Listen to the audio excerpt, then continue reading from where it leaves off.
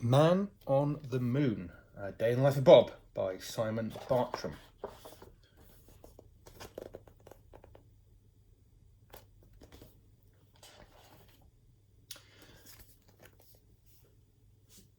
This is Bob. Perhaps you've heard people talk of him. You may know him better as the Man on the Moon.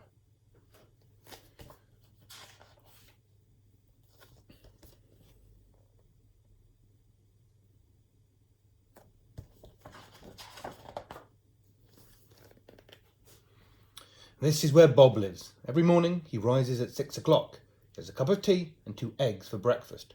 Before leaving for the rocket launch pad, on the way he stops to buy a newspaper and some chocolate toffees. He's on his way to work on the moon.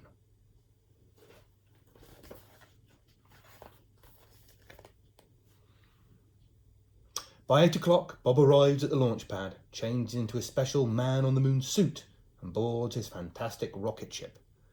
He must make sure he leaves by 8:45, otherwise he wouldn't make it to the moon by 9. On the way, he reads a newspaper and does the crosswords.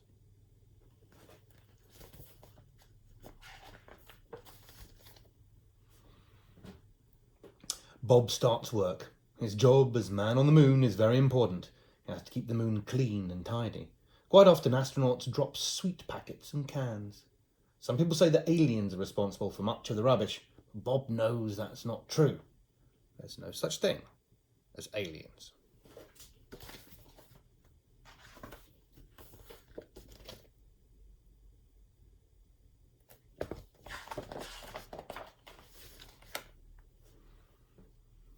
By 12:30, it's time to eat. Bob goes to his rocket ship to fetch his lunchbox. This usually contains 2 sandwiches, either cheese or peanut butter, an apple and some chocolate-covered nuts. Sometimes he meets his friends for a picnic. His 2 best friends are Billy, the man on Mars, and Sam, the man on Saturn. They talk about the stars and tell jokes.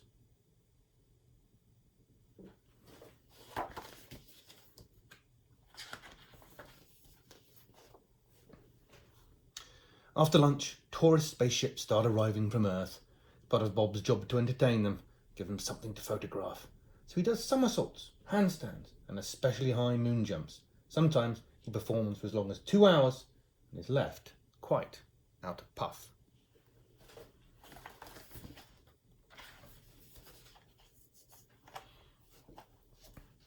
Occasionally, the tourist spaceship will land on the moon. When they do, Bob gives them a guided tour and a speech. He tells them lots of facts, such as how many craters the moon has, or how long it takes to walk around it on stilts.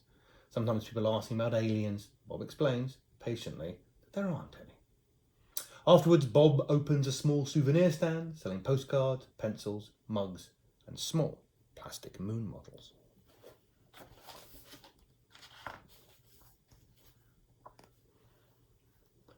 By 4:30, all visitors must leave the moon. Bob looks around to see that everyone has left. Checks inside any big craters in case anyone has fallen in. But there's never anyone there.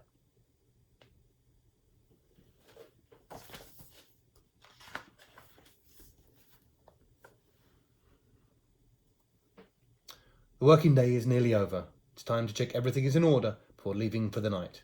Bob packs away his equipment and any unsold souvenirs into his rocket. He switches on the moon's nightlight before jetting off towards Earth. By this time he is very tired, but he still has to keep his wits about him while he's flying the rocket.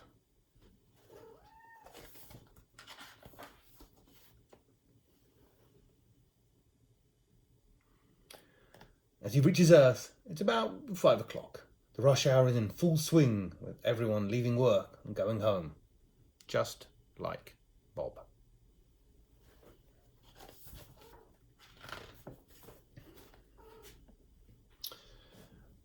At home, Bob is just like anyone else. First, he has a long bath, when work can make you very grubby, as sometimes the dust can get inside your suit.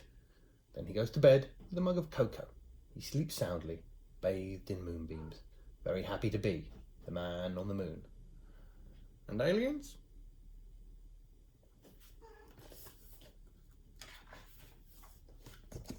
Well, Bob would know if there were any.